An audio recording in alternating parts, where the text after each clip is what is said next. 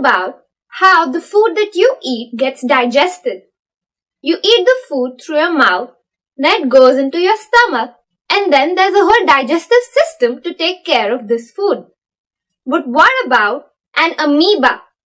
As you can see, it has only one cell with a nucleus and a jelly-like cytoplasm. In this cytoplasm, bubble-like things are present which are called the vacuoles.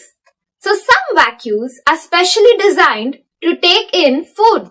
When amoeba finds a food, it travels towards it or pushes itself towards the food, and then these food vacuoles trap the food.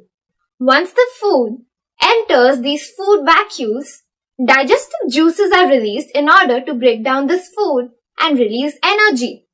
Amoeba requires this energy for movement, growth, and multiplication.